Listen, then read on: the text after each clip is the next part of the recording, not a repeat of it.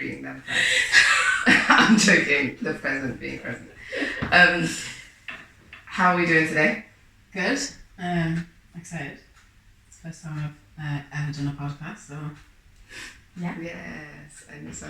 Yeah, relatively alright. It's chill, just kind of like ready to go. Stuff. Awesome. So today is resilience and childhood trauma. Before we start, you should have thought about your... I also gave you a task to talk about... Yeah, no, you go ahead. You tell us. Yeah, go ahead. So you asked us to prep 3 questions related to what kind of animal I think I am, what kind of animal I show to the world, and what kind of animal I imagine the world would perceive me as, and why. So yeah, I've done this before, quite a few years ago as part of a customer service kind of icebreaker thing, but it was like on the spot, so you didn't really have time to think about it, and I think it's quite hard actually to think of animals off the back of your head. You just think about like cat, dog, cow, whatever. So yeah, a long time ago I chose quite different answers, and it was interesting to see this time what I chose. So my name's Amiee Wolfe. So you see, I just think that I'm a wolf. However, when you look at kind of the attributes that a wolf has and like how a wolf shows itself up in the world, I think I do definitely have some of those elements. Like they have a fierce loyalty to the pack vibe, like they only travel in a pack. They have like an organisation in a pack. Although I don't have a sort of family in terms of like partner, child and stuff, I think if I have a group of friends or a circle of people in my life, I can be quite fiercely loyal to them and like want to protect or like lead to a certain extent or even submit at some points. And they like to fend for themselves, so like when they're not in pack they can be quite independent and want to do stuff themselves, but it's always kind of for the greater good of the pack or of the friendship group or of like whatever kind of dynamic it is.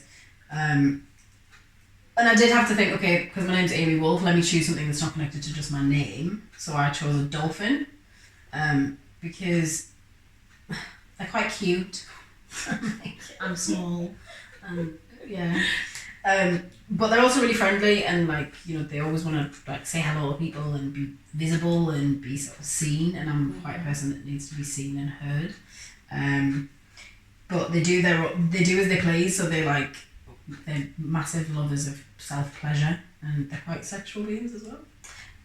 So yeah, I do find myself relating to that a lot. And one thing that I did read about dolphins was that their ability to pick up hidden intentions by subtle body language or tonality is really like, because they make a noise, don't they, that they pick up with other packs of the dolphin. And yeah, I'm quite like that in the sense that I read people's body language and tonality first. Like, it doesn't matter sometimes what someone's saying, I'll focus on the way they're saying it and how they're moving or how they're moving towards me.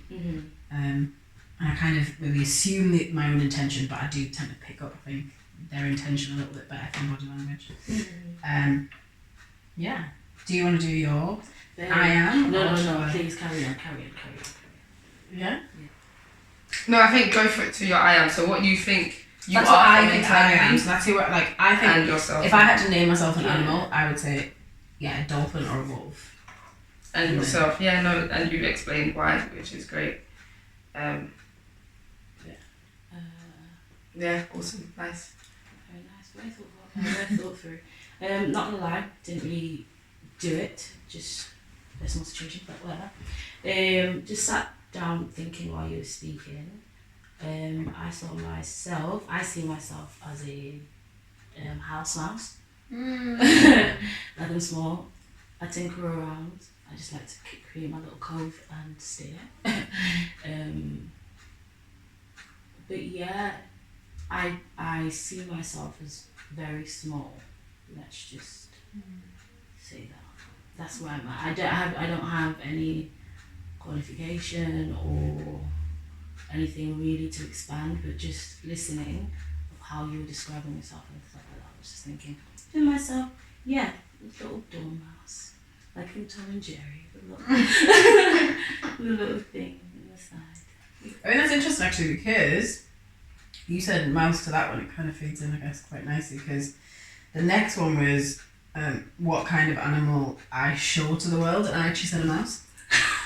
So that's Why did you say that? because not, I don't think for necessarily reasons that you gave. For me, it was like, yes, definitely the small element, because I am a small person. But again, when I kind of read up about mice, and like there was a few reasons that stood out to me, was that they're quite small, but they have bursts of energy. So like you don't see a mouse trotting about, do you? It's like blitzing from side to side across the side of the house. So they have bursts of energy, and then they do disappear into their own world. Like they come out, and I'm a hoarder. I literally hoard everything. So they'll hoard things like.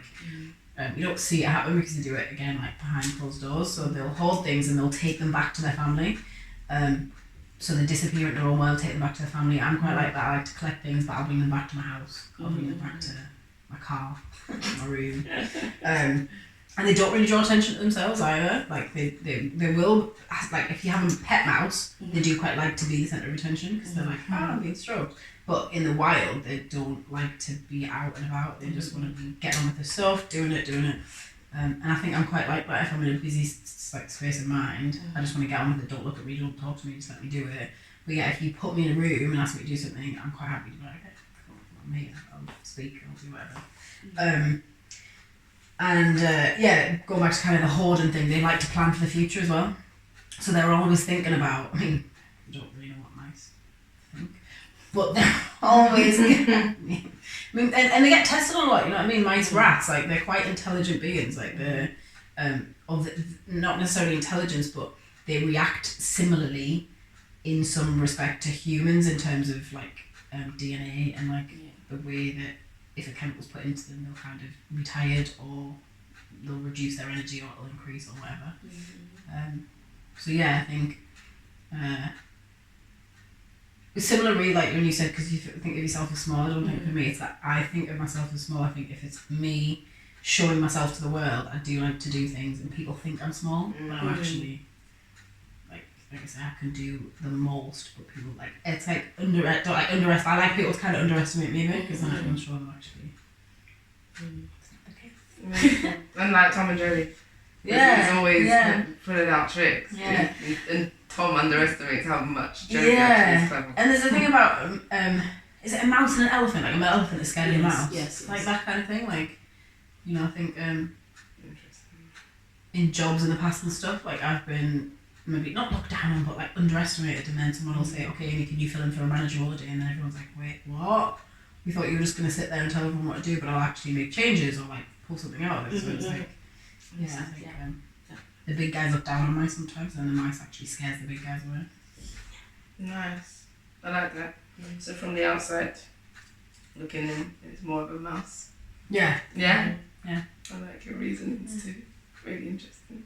And yourself, forever. It's actually a joke. It's the elephant. Oh, wow. Yeah. To the world. Because my energy outwardly a lot is kind of large, and with that comes with a lot of expectation, and it's for me personally it is just a lot. And because I am a mouse, or how I view myself is very mouse-like, I just rather be left alone. But just because of the things that I do, how I get around, how I sometimes operate in space, it might feel like I am like sucking the space, sucking the air out, or filling every single gap in the space. Oh, like when someone says there's an elephant in the room. Yes. Not that. No. Yeah. I understand. Don't worry. I'm really interested. And also with elephants, they remember quite a lot. I never forget things. I might just never, I always remember the spirit and energy attached to a situation. So that whole thing, I will remember how I felt and I hold on to that memory of things. And and it can be decades, and I can track back. I can remember myself when I was 5. I can remember myself when I was 3. Given a scenario, I will point it out. This was where this person was sat, what they were dressed like, what they were doing. That aspect of an elephant, that's how I think. Really interesting. That, you're the elephant and you're the mouse from the outside, not necessarily how you see yourself, but situations of how people see you. And then the last one? The last one was how I imagine the world would perceive me as an animal. Weird one. So I got a beaver. Because beavers, to the outside, unless you really know what a beaver does or what their goal is in life, which is to build a dam, protect the family again, they look a bit like airy fairy. They're just chilling on their back, like floating down a river. So they're just like, do you know what I mean? You're lazy. What are you doing? But they're highly organised. Like, they're one of the most organised species, like in the sense that they get the twigs and all of the stuff and they build it in such a meticulous order that, like, I can't remember what it was, like, and don't quote me on this, I know I do tend to speak quite broad sometimes, but like, you could try and break a beaver's dam and it would be, like, for a human even to do, it's quite hard. Like, you have to, once it's like built and it's structured and it's firm, it's quite hard to break down. And also beavers, like, they build it in such layers that are quite, like, again, meticulous, but like there's certain levels of the dam, like they won't just put twigs on the bottom, they'll build like different layers of stuff. And I think, like, again, to the outside, I can be a little bit airy-fairy, and people do see me as organised, but then I just don't think they see how organised I actually can be, or then that laziness isn't necessarily laziness, it's me reflecting, taking time to, like, recharge myself. And again, they're quite cute, and I don't think I can ever get away from people, because I'm small and pint-sized, people seeing me as being little and cute, and like beavers, like, they look I found that one a bit more difficult than the others, because the other ones come from, like, me, how I show myself to the world, what I think I am. This is like, how do others perceive me? So it's like, I think you can only know a certain amount about how somebody else perceives you, because it's not every day you sit down and say to somebody, so how do you feel about me? Like, what do you see me as? Maybe we should have this. Yeah, absolutely. I think it's important, because because then I think you dip into the realm of assumption and you assume what people think, which is what I'm kind of doing, because I don't know what everybody thinks about me, but that's true. Just on passing comments, I guess, like, I can live in a bit of a fairyland sometimes and be a bit like, beaver. Nice. Working animal. Yeah. and working, like, I'm suckers in my work, aren't I? I love to work. Obviously stop, like, don't work so hard. So I think, they if they're not lying on their back being lazy, they're working. Which, if I'm not sleeping, I'm working. So, yeah. I have 3 animals in my head. And I will go with the most controversial first, which is serpent or a snake, depending on who you are dealing with or who I'm speaking to. And that might be down to my delivery, sometimes for certain people.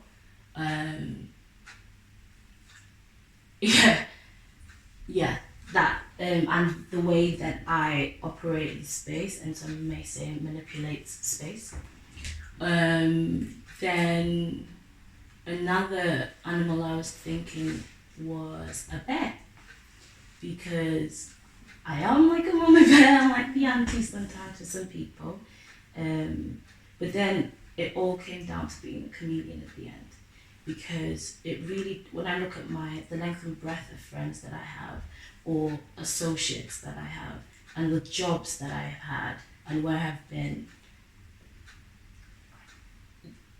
if you didn't know who I was, you would think I was that thing, because when I'm doing something, I take on the entire characteristics of that thing. When that thing is done, or I move on to another thing, I now fully embody that new thing. Yeah. And so, all in all, chameleon. So out of the snake, bear, and Yeah, chameleon. chameleon in the end. Yeah. What the rock sees you as. Okay. Is that something in a way of someone that can adapt Yes. to situations or to people? To adapt to people. I can adapt to a situation based on context, but mostly to people. Because again, assumptions. That's I kind of like read other people and make a decision on that. Sometimes I don't ask. Sometimes I go ahead with my own thought. It is what it is, or what I perceive the situation is, and then I will slot myself into where I think I best fit in that scenario, kind of thing. Yeah. Okay. Adaptation, excuse me, is one of the few words I wrote from before this anyway. Because I think, thank you for all of your research that you've done and thinking about, yourself as an animal. I think it is hard. So I really respect where you find traits that overlap with animals. But yeah, adaptation. I think that plays a part in resilience. That's the topic. So my question is, what is resilience to you? Maybe we can start there. What does it mean to anyone?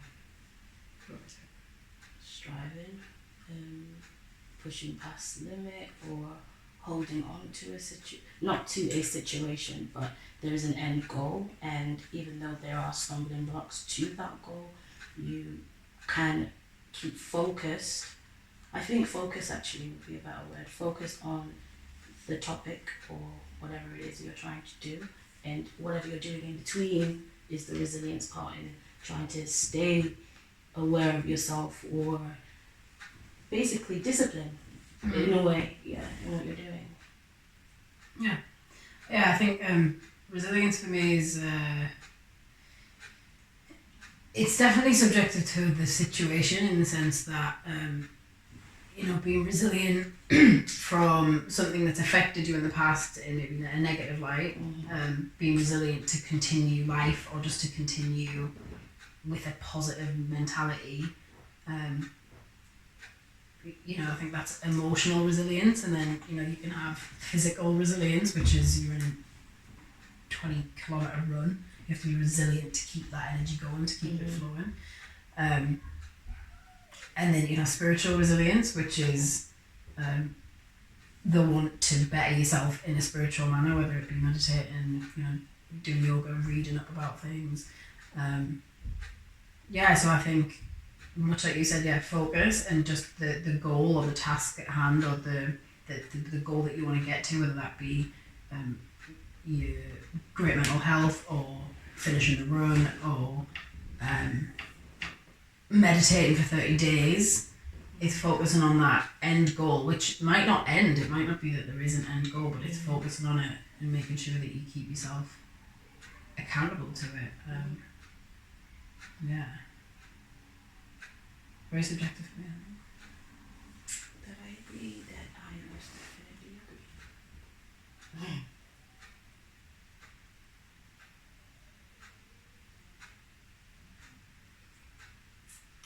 So what do you think resilience isn't? What resilience isn't? Again, to you. So if you think we came to a consensus of resilience being focus, discipline, to better and improve yourself, whether it be emotionally, physically, spiritually, you're talking about positive growth there, let's say. I feel that resilience is the actual, the wheels, the cogs in the clock.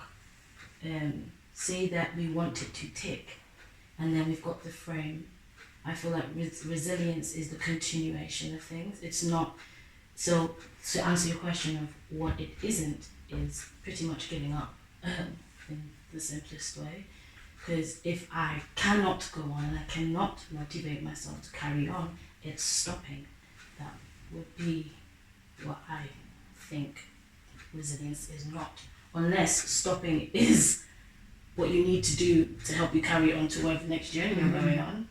But if that is not the case, doing the opposite of what is supposed to be done is basically what resilience is. Yeah, that question's going around my head and just bashing around there. Like, what resilience isn't? Like, don't know why I find it such a hard question. It's kind of like, much like you said, it's not. If you're giving up, then you're not being resilient. But I do feel like within the realm of resilience, even if you give up, it's not necessarily that you're not being resilient towards it. It's just that you may have a momentary lapse in, okay, I need to rest, I need to recharge. I have this a lot with mental health, like, and I think I can go through to times where I feel I'm not resilient and I've never seen anything through. When I feel it's something I've given up and I'm never going to come back to it again, but it's not true. You always do come back to it. You always, giving up, you can go into a bit of a deep place where then you give up on life, you know what I mean, and then you just take yourself out. So then that's really ending any resilience to any goal that you've got. So I don't believe that. I feel like everyone in the universe and the world is resilient, even if they are going through a 2 year, 5-year stretch of failing or giving up. Like, to breathe is to be resilient. To keep going is to be resilient.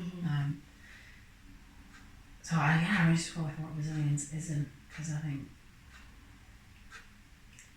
maybe if I put it in a way that, okay, going off what we said, we agreed resilience is discipline. Going off that, let's say, I'm doing my marathon and I break my ankle whilst I'm running. I keep going. Is that resilience? Yeah. Me going, no, I've got this. I'm going to keep going. My ankle is broken. Yeah. Is that resilience? But yeah, I just feel like there's resilience and then there's harming yourself to hit a goal. That's me.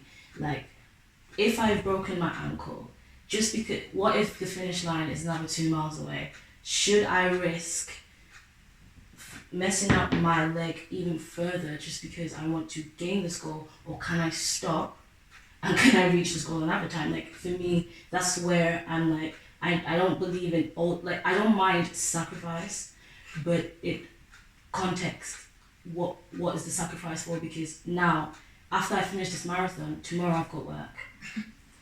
Tomorrow I've got all these other things that I've got to do. How functional am I going to be just because I just want to finish this goal? So, yeah.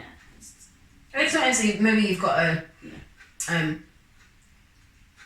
don't know, for some people, I don't know, it's letting go of being resilient, because I think you can still be like, yeah, you broke your ankle, okay, I'm not giving up and I've not failed because I broke my ankle.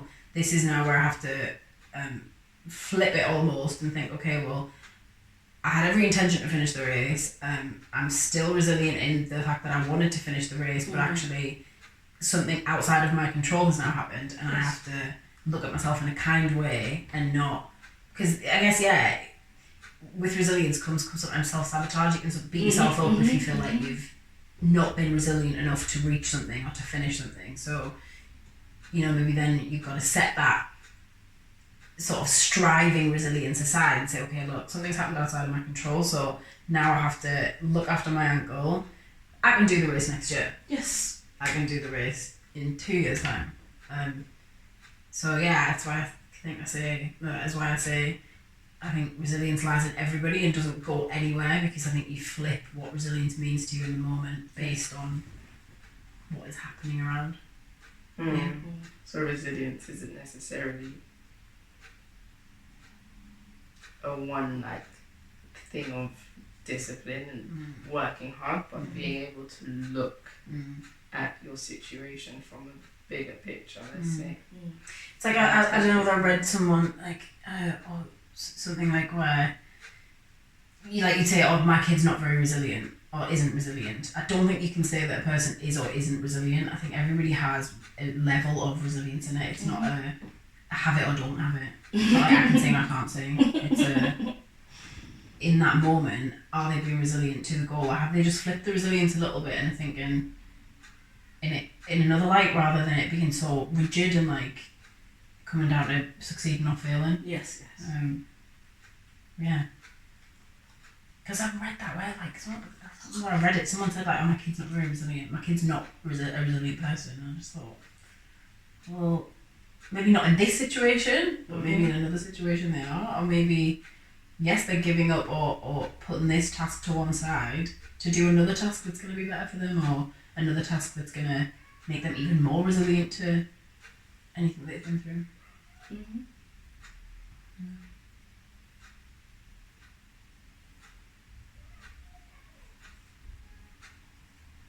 Yeah. That was good. That was nice.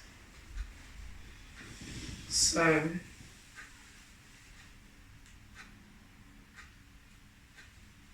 not necessarily, I mean, it goes back to adaptation, really, like what you're saying, in being able to understand what the goal is and being able to adapt that, even though it may not seem necessarily like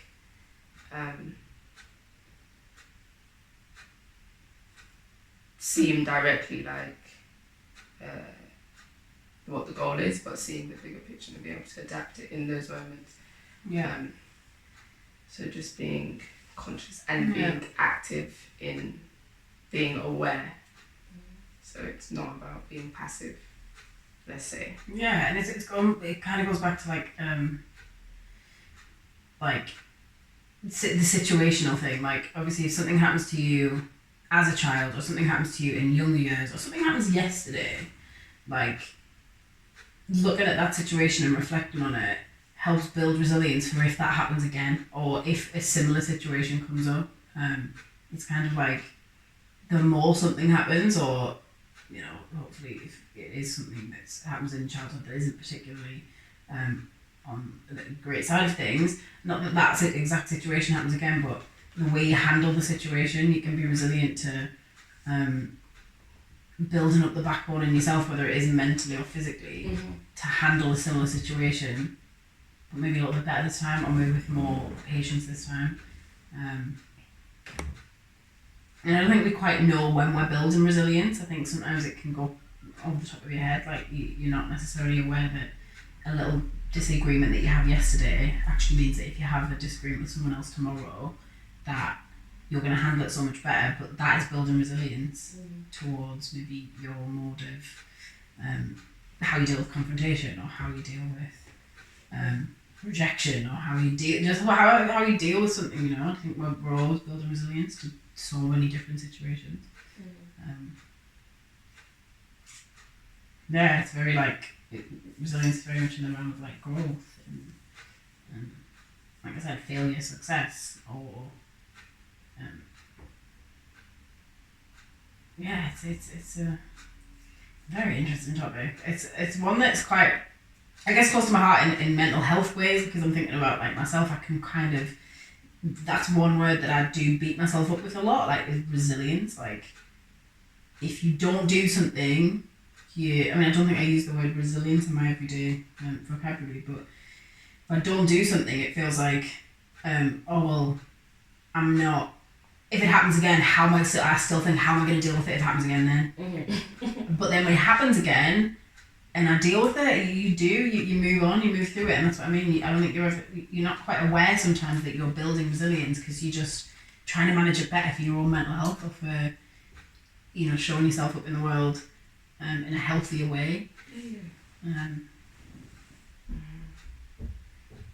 Like myself, when I'm in situations like this, I always give myself, especially when I'm having a really difficult time, I give myself 15 minutes to just allow my body to release. If it's crying, if it's shouting, if it's talking about it for straight 15 minutes. That's the kind of way that I build resilience. to deal with my daily kind of situations, or my little ups and my downs and my roundabouts kind of situations. So, yeah. Alright, as you were speaking, experience. You like experiencing it and allowing yourself to fully experience it. Because like you say, you may think to yourself and preempt like, oh, if I couldn't deal with it today, how am I going to deal with it tomorrow? But because you experienced it, you're building resilience. Like, let's talk about childhood. Like, you were saying physically or emotionally, but if we see like when parents be like, yeah, let my child play in the dirt, because for you to only build your immune, you have to face the illness to be able to build your, even with the vaccines going on in this current moment, let's say, not necessarily childhood, the vaccine is a little dose, so your body knows what it is rather than it being a shock. So we're building resilience in that, in a medical way, or in our immune system, to be able to fight physical illnesses. But mentally, what if we looked at it like that? These experiences are ways we build up our mental immune system to be able to face traumas. So. Right. Yeah, because I guess I can go on. Before we kind of started talking on this podcast, we talked a bit about education and like as a child, what education systems we were in. Personally, I went to a state primary school, which was just a state primary school, 30 kids in the class, whatever. Public. Yeah. Sorry, yeah. Why I say state? I'm not in America. But It's the same thing, but in the UK we say public. Public primary school. Which I was the only mixed race kid in the school. To be honest, I always say like I don't remember my childhood, but I do think I had a level of like blocking a lot of it out because of not like feeling quite different or feeling like I didn't fit in a lot. So I don't remember a lot of primary school. I do remember good times, but not a whole lot. And I think that can be a form of me trying to be so resilient and be like, I have to get through this, that actually now as an adult, it was so kind of intense at the time that my brain's just like, you're not going to remember it, which is kind of like an involuntary thing, I think. So then in secondary school, I went to, for 2 years, or a year and a half, I went to a public secondary school, but then I moved to a private secondary school, and that was because in the public secondary school, again, I was one of two mixed race people in the school, but there was quite a big contrast between racial groups in the school. Not mixed race or black, it was, Indian descent, Asian descent, and white. And it was so unhealthy, like so toxically, like for a child at like 10, or how old were you at 11, 12, there was a lot of like, you have to be part of this group, you have to be part of this group. If you don't choose this group, then we're going to meet you outside the school, whatever. So my mum and myself made the decision to take me out of that, put me into a private school. And then we kind of were saying, because of that, in a private school, there's no longer 30 people in the class, there's 12 people per class. It's very honed in on each individual student. The teacher knows your first, middle, last name. Every single teacher knows everyone's first, middle, last name. You have 40 people in the year group, about 100 people in the whole school. So you're kind of in an umbrella, very protected by the education system, very, you must act a certain way, which is good, and it was a Christian school, so you must act a certain way under God that is good and isn't prejudice and isn't anything bad, basically. But then, we were kind of saying earlier, I think that in my adult life has made me a little bit less able to deal with certain things because I was so shielded, like we were so kind of protected from the outside world that even when we got into like year 10 and 11, people would, after school, turn into different people. Like we would go out and be wild kids, like wild. Like some of the public school kids who I also was friends with, like, you guys do what? And I'm like, yeah, because all day you're in such a bubble and you're so like restricted from a lot of stuff. You would kind of go wild after school, but then in adult life, I think there's a lot of experiences that not I missed out on, but I wasn't exposed to in school, in a public school, that now when I do or have in the past come upon like confrontation, I'm like, I don't know what to do in this. Like, I have no idea how to react in this situation because it didn't happen when I was a kid. And I think maybe kids, or when you're adolescent, you are a little bit more resilient because you just bounce back and you're just like, oh, whatever. Like you I think maybe now they do, but you don't have as much awareness of yourself, so you kind of just like, oh, I got in an argument with this person and it was really annoying, but whatever, I'm just going to move on. I've got school the next day. As an adult, you can kind of mull on that a lot more, and then it goes around in your head 5,000 times. For me personally, it goes around in my head 5,000 times, connected to myself, my character, and who I am as a person. As a kid, you're not really aware of that stuff just yet, so you kind of just move on from it. But yeah, I didn't really even have that opportunity in school because we were in a bubble so much and in this like protected space. What was it, 9 till 3? Because we were so in a bubble and so protected and weren't allowed to do this, weren't allowed to do that. There was taboos on words. Like if you said a certain word that was taboo, you had detention for a whole week. So I then distracted myself so much after school, so I didn't even have the chance to kind of, I guess, be too resilient in that moment because we were just like, school is so intense, afterwards we're just going to get wrecked. And now as an adult, I'm like, I'm learning all of this, or I have been for the past 10 years learning all this now as an adult, which I think is quite a bit harder because you're so aware of how you're showing up in the world, or now you have to be an adult and do things the right way. But you haven't had those experiences to build, to keep happening in school, which, you know, I guess I probably have a bit more awareness on it, but in a public school, like, the things happen every single week. There's always some kind of maybe drama, or there's always something that's going on, or there's always like some sort of drama between people. That was like cut in my school, so it was like stopped and it would be nipped in the bud immediately. Those two people are separated, they're in different classes for the rest of their school life.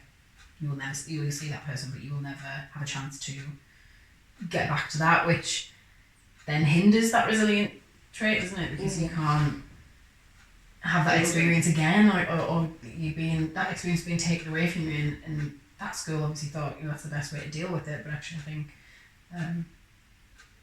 it wasn't the best way to deal with it, because kids do need to have those experiences repeat so that they can build up that resilience. So yeah, I find that quite interesting that I've went back to my school days. Yeah. Did you go to a public school? Yeah, I went to a public school. I went to a semi-private in Nigeria before I came here. That was a whole different experience before I came. That was a whole different type of schooling. But when we came here, my sister and I were the only black students in the whole area. Just there's no one.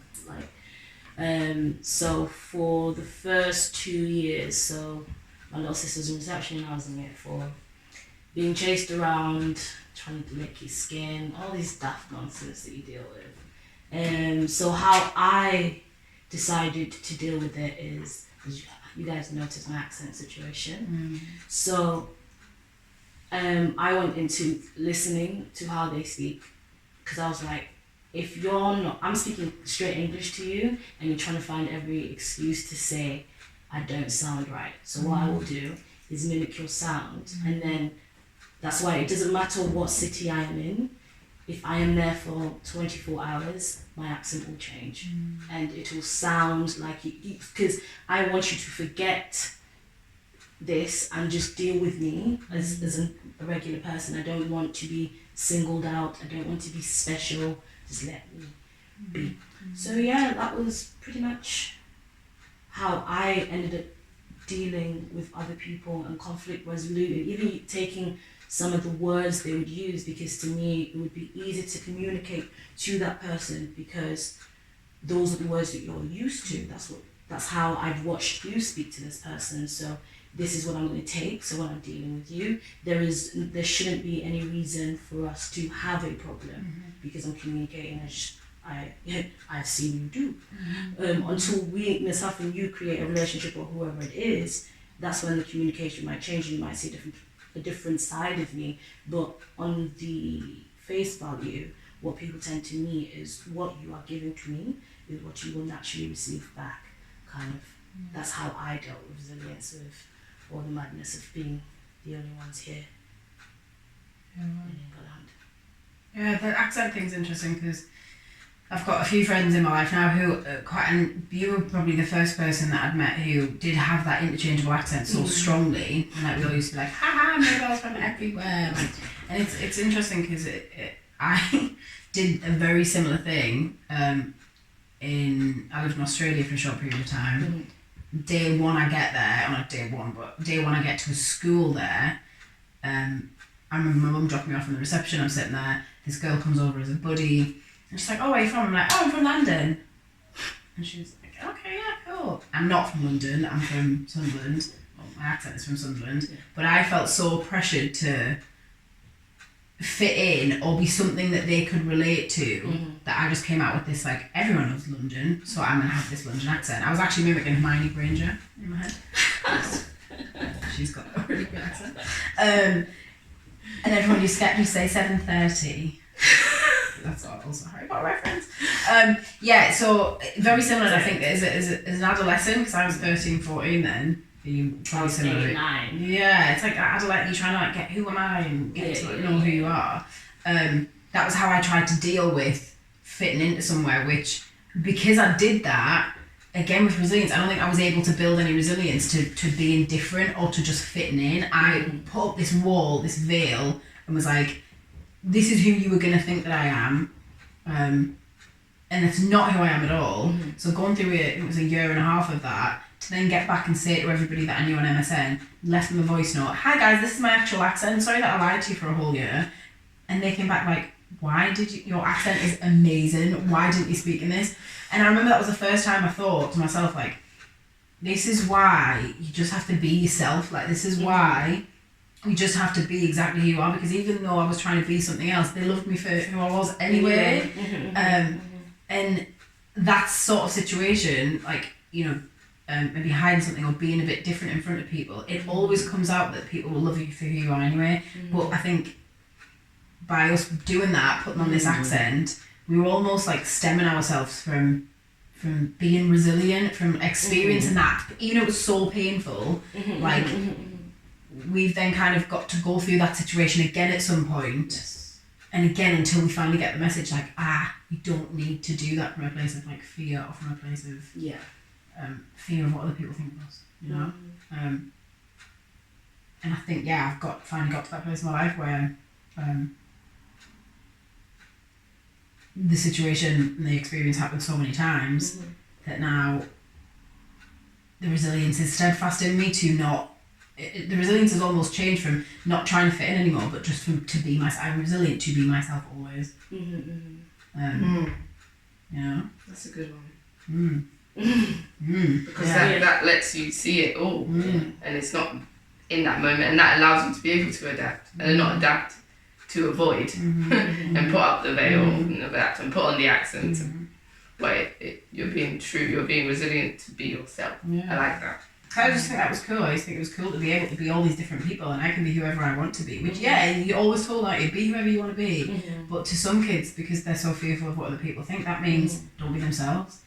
Literally, it really does do that. But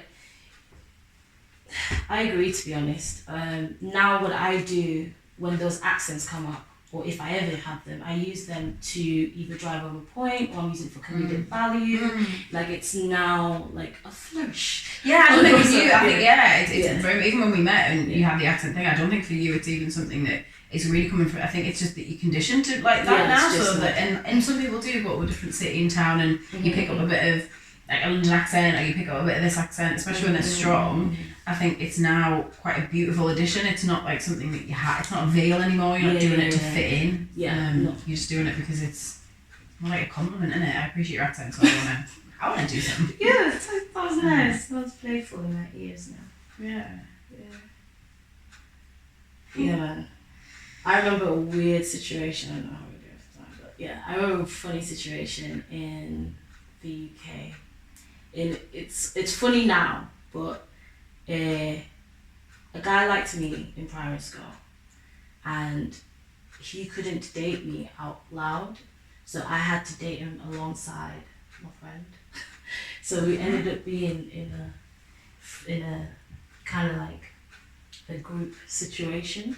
So during class hours, you know, during in the classroom, so we were a thing, but outside in the playground, he was her girlfriend. When we'd leave the school, that was them too. But when we classed, it was like, and I feel like that's also affected me in certain relations that I've had. So I've always been in a place of third wheeling, if that makes sense. So from 8 to about age, let's say 13, where I first actually was like, okay, someone is liking me for me. So it's funny how little things, it's just based off what you're talking in school, and I was like, yo, the things that we do, and how they reflect later on how you got there. It's kind of amazing what the mind does in regards to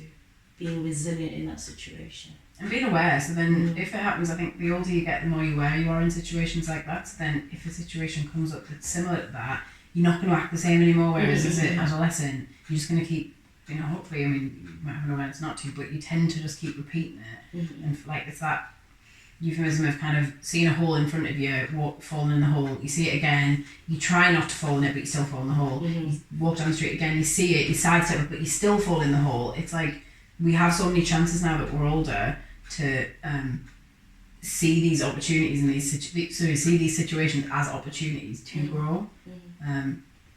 Whereas, I think when you're younger, you just kind of like, I'll just do it again because it's easier to. But in saying that, I just want to flip it. Talking about though, like when you're younger, like you say, I'll just do it again. And you build up the resilience because you're experiencing it. But when you're older, we're more set into who I am. I am this person. So I'm not even going to try and walk down that street anymore. I'm just going to avoid the street. You know, I have an experience with, I don't know, a dog, and a dog bit me. I have fear. We built this because we get older. Whereas when you're younger, like for example, my nephew, he's had an experience with a dog, so I kind of was like, I put on this extra I put the fear onto him when he met your dog, and he was like putting his hands everywhere, and I was just like, kids, they're gonna go for it. And I think, and it depends on where you experience that trauma, you know, because like, if it is too early, let's say, again, going back to physical, because we can understand it very clearly when it's physical, and maybe, it's just to put out there, I'm not a doctor, but like if you experience chickenpox, when you're young, your parents, someone's got chickenpox in your school, put all the kids with them because you want to get it quite young. But if you got a chickenpox too young, that could be really detrimental to the child's growth, let's say. And then again, if you haven't had chickenpox, like my dad, from my experience, he never got chickenpox in his childhood, got it when he was older, and it really messed him up because you're now set in your ways, and it's because he's never experienced this foreign body before, it really made him ill. So it's like there's a part in your childhood where it's not trauma's not warranted, but it thickens your skin. This is what the school is, and siblings I see as ways to really build that resilience healthily. I'm not saying that everyone should experience trauma, but there's experience of like adversity and stress and threat physically, which we understand why we do these things and we put our children in these situations. And my public school, I think, is actually kind of healthy. Depending on your situation, obviously it can be really bad for some people, but then if you think of it as mentally, if you experience something really mentally traumatic too early, that can really mess up your growth. If you experience it maybe as a teen, maybe you can deal with it. I'm just gonna go on, you know. But when you deal with something older, you're like, who am I? I thought I was Mirabel. I thought I'm this person. I'm strong. How is this person questioning my character? So then you're never gonna deal with that person when you cut them off. Right, do you know what I mean? I don't know. Like, Yeah, because as an adult you hold on to it a lot more because it's affecting your character or I strive so hard to be this person that I think I am. You hold on to it so much. If anyone challenges that, it's like you're either going to shun them out completely or you're going to let it affect your character and then your self-esteem's blitzed. And then it really comes to a point where I think as an adult, that's why spirituality, meditation, yoga is to be more flexible in the mind, to accept that, whoever you think you are today, you might not be tomorrow. Whoever you thought you were yesterday, you might not be tomorrow, you might not be today. Of course, have a grounding on yourself, but have a level of flexibility like you were when you were an adolescent, but now you've got an even more beautiful opportunity because you've got the power of your fully formed mind and the power of being you and unapologetically you. But with that spirit of adolescence where you can be like, okay, I can move on from it to a certain extent. Resilience, you know what I mean? Be resilient and learn from it. Yeah. Adolescence, I heard from, I will quote Ian Eastwood, adolescence is adult lessons. Wow. Wow. I like to play over. Mic drop. Well, we're coming up to the end, but in that sense, like, in kind of adult lessons, your adolescence that time are your adult lessons. They're what shape you. They're there so you can learn from these experiences, like you say, and be open to experiencing it again and again and again. So by the time you do become your adult, you've had your adult lessons. Like, please tell me about this. Kids need to know about this. So how do you build it then? Oh, we saying this, like being able to be open to experience this. Meditation. It's about being aware, right? To be able to experience what you're feeling. For if it's a physical awareness of okay, my heart's beating. My chest is getting tighter. That's anxiety I'm dealing with. This is trauma. These are all traumas, right? Stress or physical. I broke my finger. I shot my finger in the door, and it's like be aware of the pain. Okay, like those. Yeah. So how do you build your practice? Basically, what do you think is the best way to build your resilience? I think honesty, to be honest. In regardless of what the situation is, even within yourself, being honest with your part to play, how the other person played, and just accepting it that that's how you reacted in that moment. Because sometimes we can be in the moment, and even in that moment we're overthinking the same things. So, and then when you look back at the situation, you can be like, oh, I cannot believe that I said those things. I cannot believe I reacted that way, and all these little things. I just feel like just being honest with yourself. Like, some people argue with me about this thing. I'm like, everyone is a fucking hypocrite, and we try not to be hypocrites. I feel like that's what we're doing. You might say, we all try to do better. We all strive to do better. We all strive not to repeat, but from time to time it does happen. We also say things that we haven't even accomplished ourselves because it is maybe helpful for the other person or it's something that you're personally working on. I don't have a problem calling myself a hypocrite from time to time. And I know I can be hypocritical, and that's just the honesty of it all. I feel like if we come from that kind of space of, it's going to be 15 billion times I'm going to repeat this thing, and it's 15 billion times that you're going to repeat the situation as well, and just accepting that there's going to be repetition. It's not a matter of perfection, it's growth, as we said. But yeah, that's my thing. Just honesty. Yeah, no, this is great. Very important. For me, I think it's like, what was it? The word microdosing stress and situations. Again, I'm gonna say I have to speak from personal experience, but for me personally, because I can go very much into a place where I'm a bit of like avoidance. Like I can be like, well, I'm not putting myself in any confrontational, stressful situation because then I just don't have to deal with it. Whereas actually, again, that's not building any resilience towards stressful situations. When a stressful situation does happen, I will lose my rock. Like I will literally just be like, what is happening? Everything is coming down. Whereas if I put myself into, safe, healthy situations where they're a bit stressful.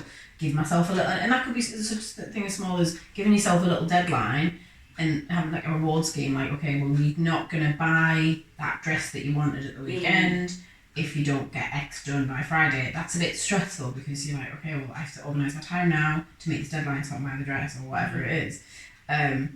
Or even if it is a situation where you feel a way about somebody or someone said something, you know, rather than just letting it pass over your head, say to that person, you know what, you know, the way you said that, I don't really feel comfortable with, and that is confrontation, and I can very much just let things pass over me, and if someone says something to me that doesn't feel great, I can just be like, okay, I didn't feel great, but whatever, like, I'm sure they didn't mean it, and I'll say all this in my head, rather than just saying to that person, you know what, actually, that didn't feel too nice, I know you might not have said it in a particular way like that, but to me, that really didn't feel great, and that opens the door for confrontation, which I'm not looking forward to, but actually, I need that, because whether it is from my private school years or from my childhood where that was nipped in the bud too fast, out of my control, when something does, like a real confrontation does happen where it's out of my control that the confrontation comes to me, I'm just not going to know how to deal with it. So yeah, microdosing, healthy, safe levels of stress, but within my own control. Taking control of taking control of building my own resilience, if that makes sense. Yes, it does. No, yeah. And alongside that, meditation, of course, because I think to be able to deal with a stressful situation, I need to be able to be present and calm and not just react straight away. I just can't click, so I thought I clicked, but I don't know. Not reacting, like you're saying, meditation, we want to be able to respond and not necessarily react, I think. And our experiences, and the more and more we repeat, I think repetition is good. We can shorten that time between our reaction and our response. That's the goal, right? Like, and that is building our resilience or our resilience to reactions or resilience to stressful or confrontation. Microdosing, I think, is amazing. Really, really amazing. And honestly, you have to kind of have it all overlapped. You've got to be honest with yourself, don't you? You've got to be honest with yourself that if you said it to yourself, you're going to do microdose. You said to yourself, I'm going to microdose myself in some stressful situation. 2 years goes by and you've never had a confrontation or any sort of stressful situation happen because you've been locked in a room because you've been avoidant of it all. But you're like, well, I'm bettering myself and I'm growing. You're not being honest with yourself. Like, at least be honest with yourself and say, you know what, actually, this month I really haven't had myself in a situation where I've put a little bit of healthy pressure on myself. What can I do to do that now? Rather than like making a to-do list and ticking it off when you haven't actually done any of the things. You need to feel better about ticking the box. Like, it's not. I think that's beautiful, actually. One of the last things I have here is it says childhood trauma, but I don't think it's necessarily childhood trauma, like you're saying. Trauma is just really experiences of adversity, stress, threat, all of these things that we can see as questioning or rocking our character and things like this. But whether it's singular or ongoing, so to finalize kind of everything we're saying, it seems like these are ongoing things that we have to deal with in practice. Again, referencing Northern School of Contemporary Dance, they used to say practice doesn't make permanent. Practice doesn't make perfect. Practice makes permanent. That's what I'm saying. Right? Because you can be practicing the wrong thing.